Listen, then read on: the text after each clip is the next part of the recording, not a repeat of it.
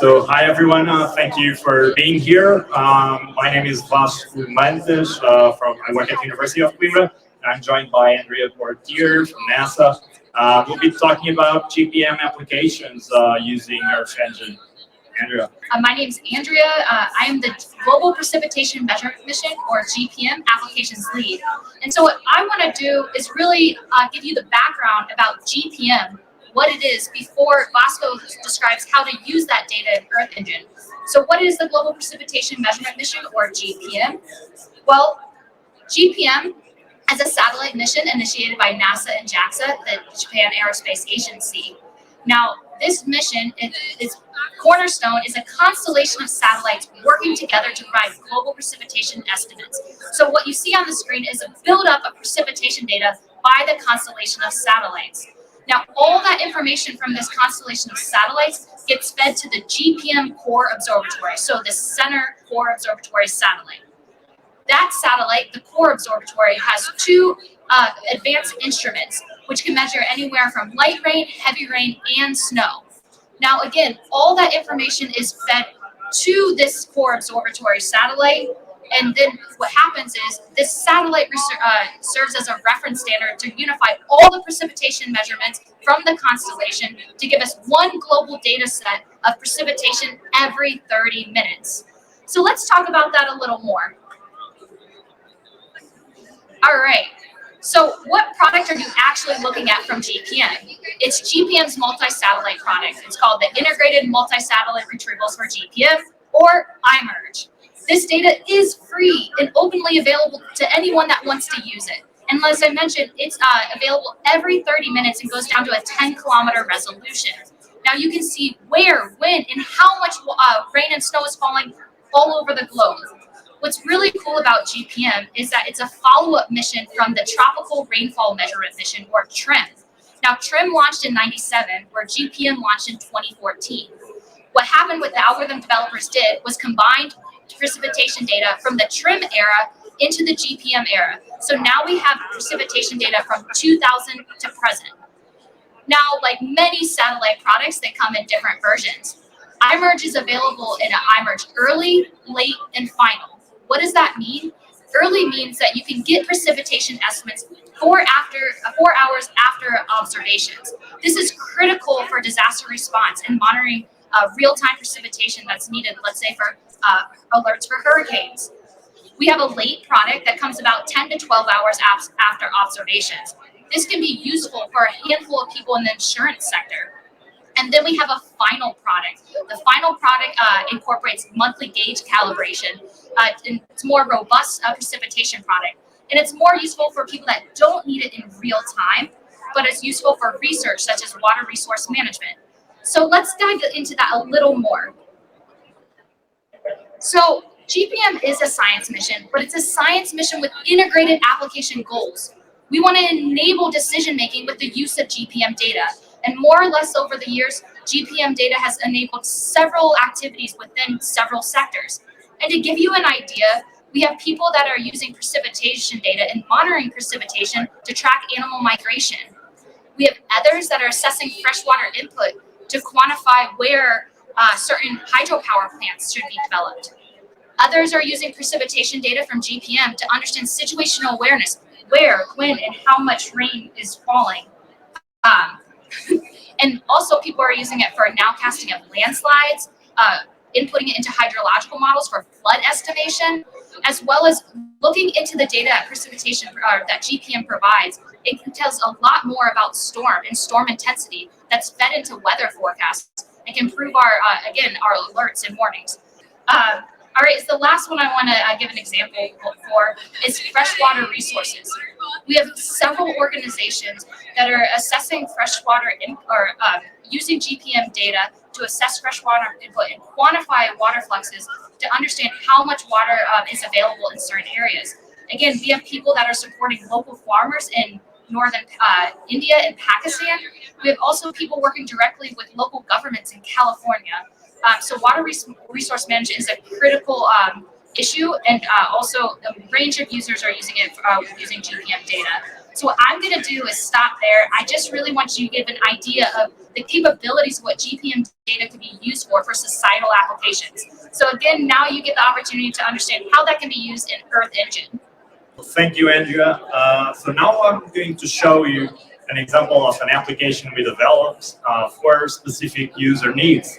And in this case, the users are interested in rainfall harvesting. What's rainfall harvesting? Basically, it's the collection of the runoff from roofs or other impervious surfaces that you can store for later use. And this is, as the United Nations describes it, can be a lifeline for human well-being in places where water scarcity is a real issue. And it connects really well with the Sustainable Development Goal number 6 that calls for universal access to clean water and sanitation.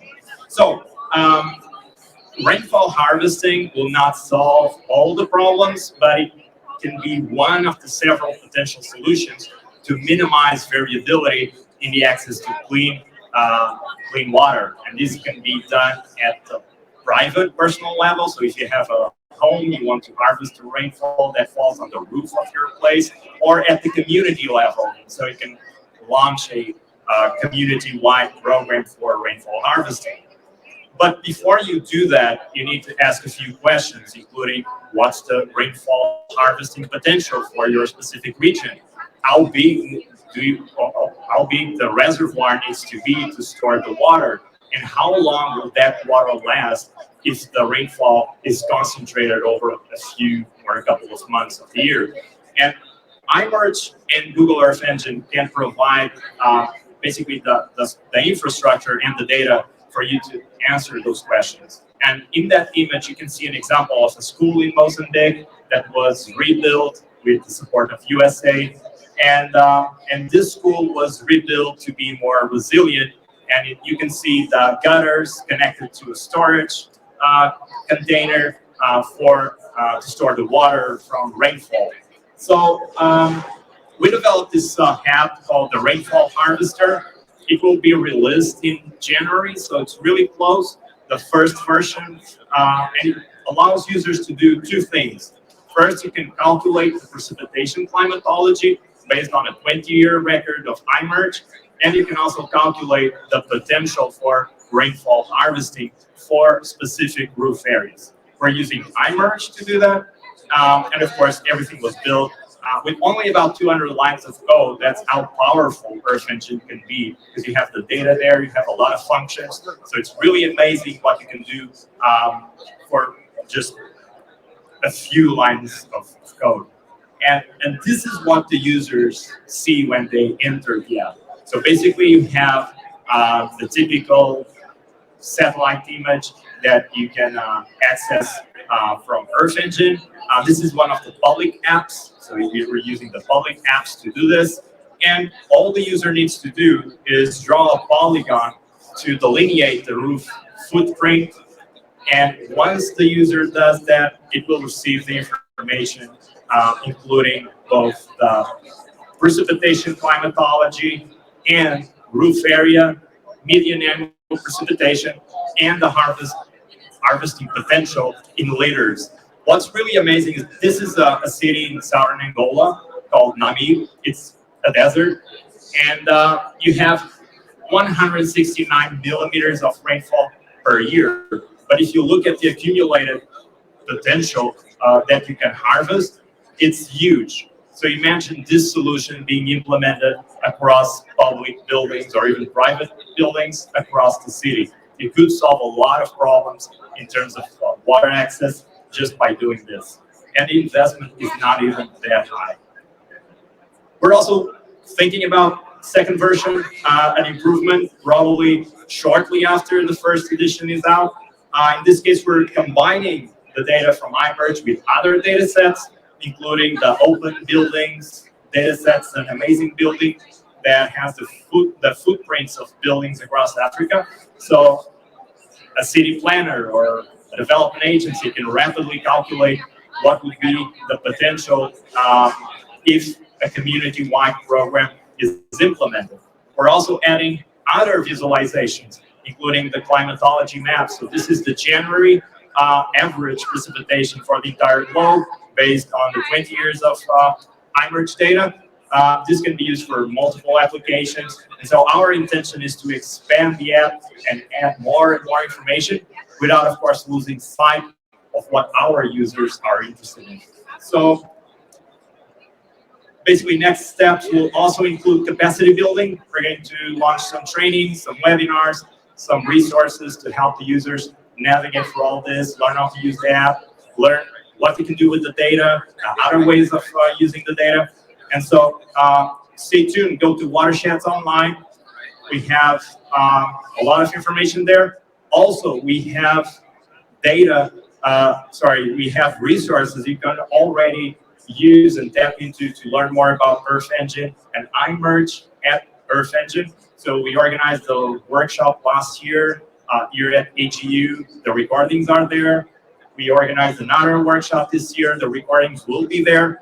And coming up, the GPM mentorship program. Last year, we were able to have people from 25 countries. We hope to have even more people this year. You'll be able to work with the top minds in the field, just access a number of resources, including lectures, and then develop a capstone project for 2 months with people at NASA, University of Texas, a bunch of places. The results last year were really cool, and we hope to expand the project or the program this year. So go to Watersheds Online. You have the QR code too. We'll keep you posted on everything that we're trying to do. All right. To add to that, this program is virtual and free to anyone. And if you want to check out the 2022 mentorship program, all the resources we created, the deliverables, who was involved from the mentors to the mentees, I point to the gpm.nasa.gov site. We have an entire site dedicated to that. And if you miss your chance, don't worry. We have a link directly to the watersheds.online to get you crossed back into that to learn more about the 2023 mentorship program. I do want to point to the gpm.nasa.gov site. We have a handful of tutorials, trainings, all where you can access the data right there. And there's a lot of information. If you want to learn more about the applications that are going on, we have a handful of examples there. I welcome anyone to contact me. So we're going to go to the next slide. All right. We really just want to say thank you all for taking your time on the last exhibit hall day of the AGU. Please don't hesitate to reach out to us. We want to engage you all. We want to answer your questions. We want to meet your needs with satellite precipitation data and building capacity. Vasco, I'm going to let you add anything. Do you want to add anything? No. Okay, with that, thank you.